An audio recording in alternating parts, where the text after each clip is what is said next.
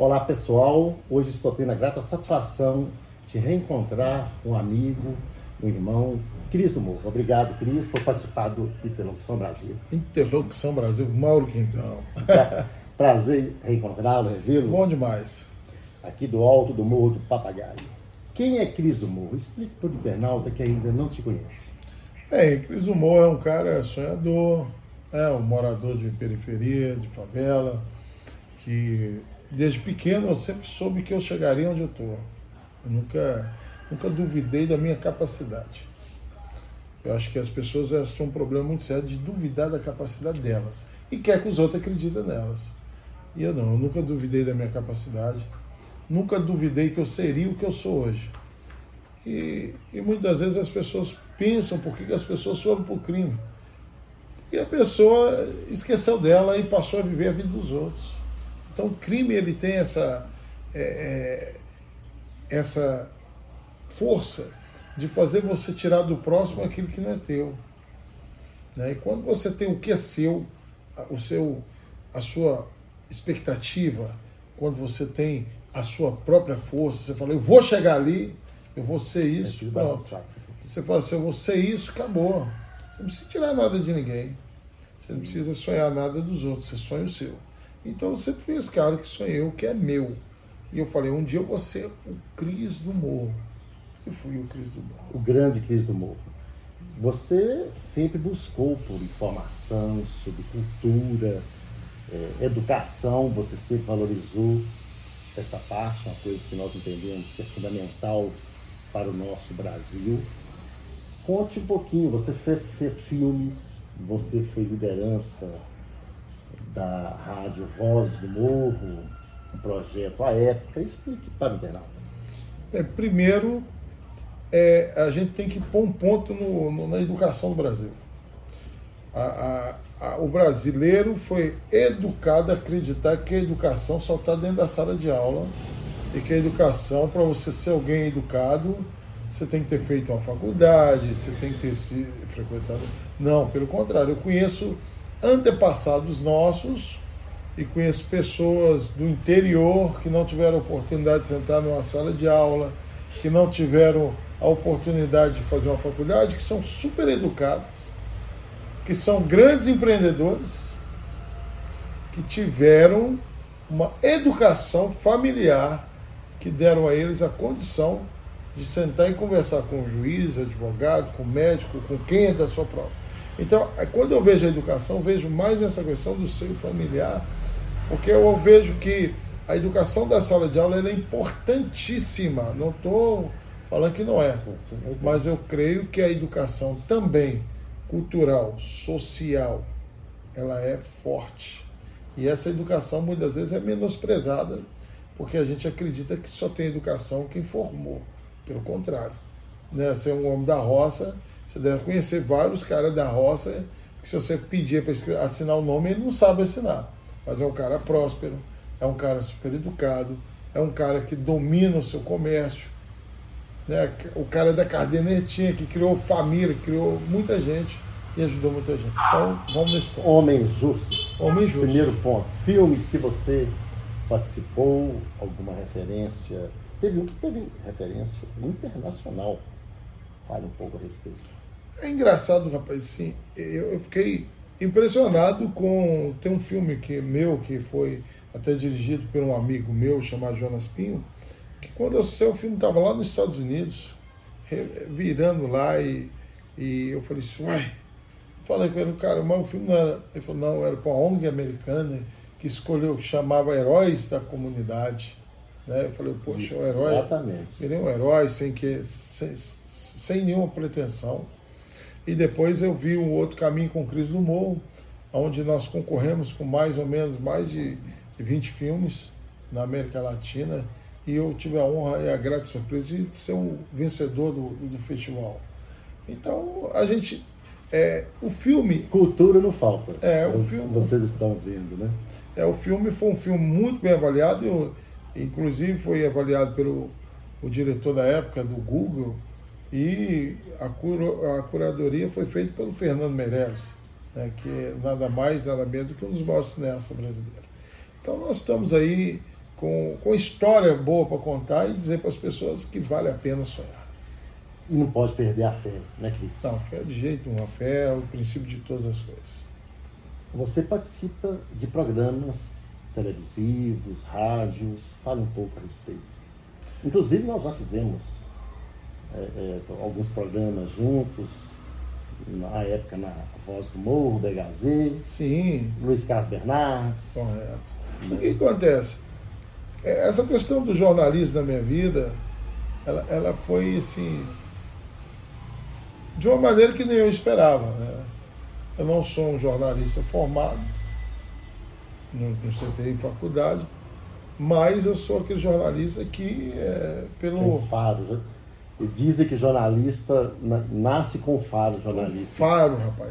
E a experiência de vida, né, o jornalismo sem experiência de vida fica um jornalismo meio manco. Né? Você tem que ser um jornalista que você...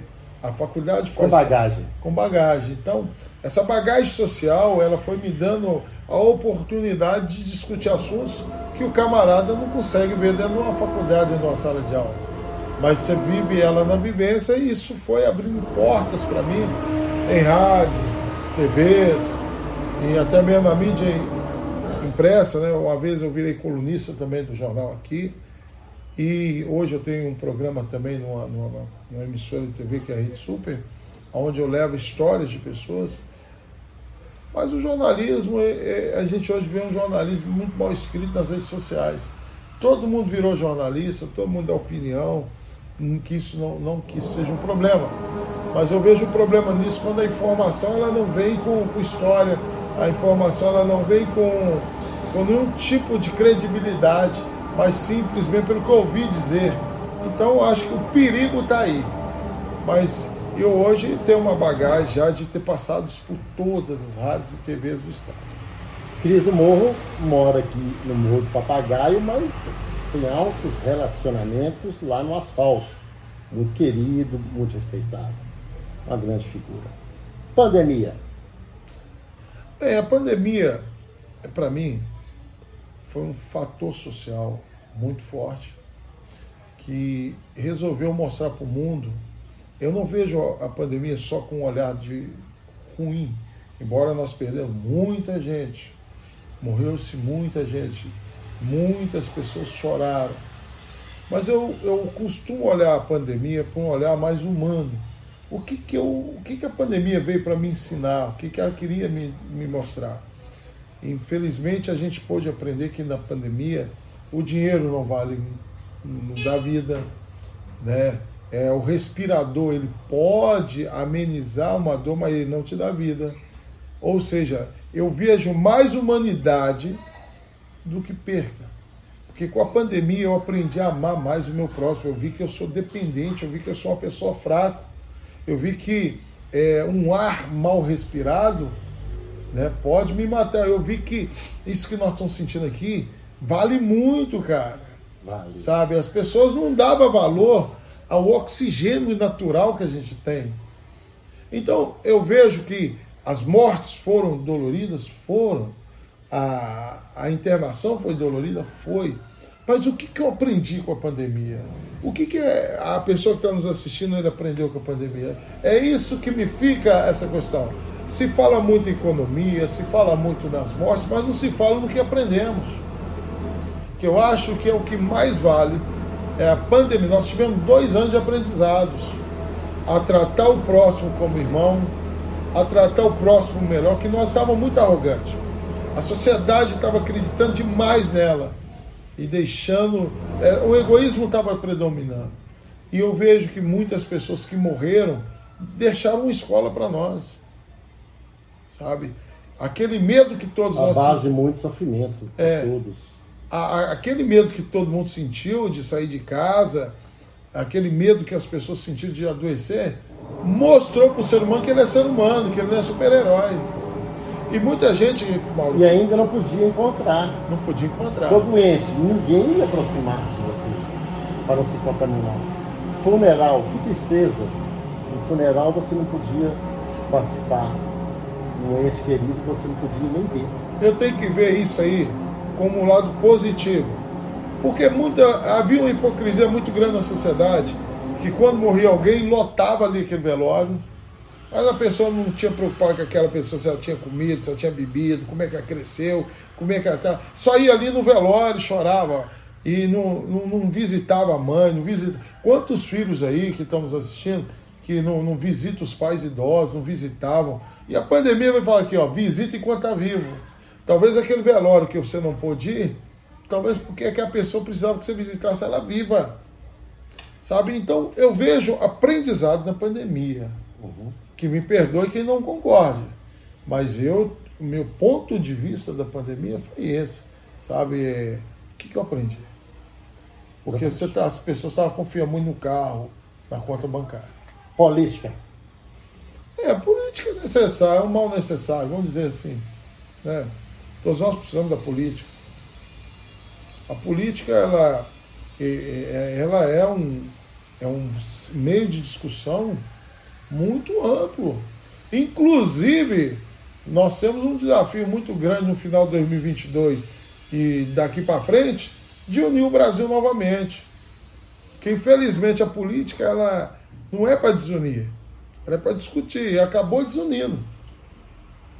Tem parente que não fala com o outro por causa de opção, tem amigos que cresceram junto que não falam com o outro por causa de opção.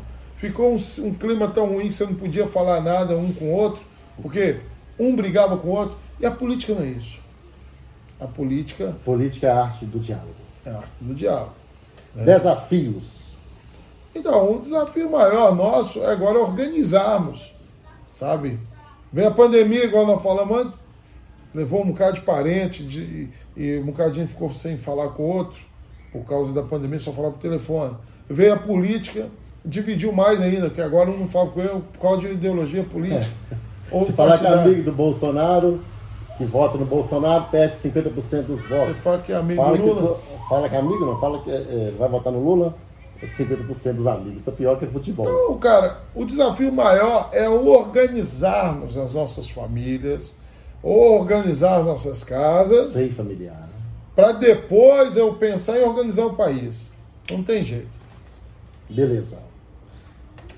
Eu agradeço imensamente a sua participação, Cris, um amigo conhecido, irmão de longa data, já participamos de programas juntos, né? Sim. Na oportunidade, eu aprendo sempre muito com ele, só tenho a agradecer. Obrigado, Cris. Meu irmão, obrigado demais. Muito bom participar. Eu, Mauro Cantão, Interlocução Brasil. Continua mesmo, vai em frente, vai ouvindo as pessoas. É que você disse, você aprende ouvindo. E hoje em dia as pessoas querem aprender falando. Está totalmente errado.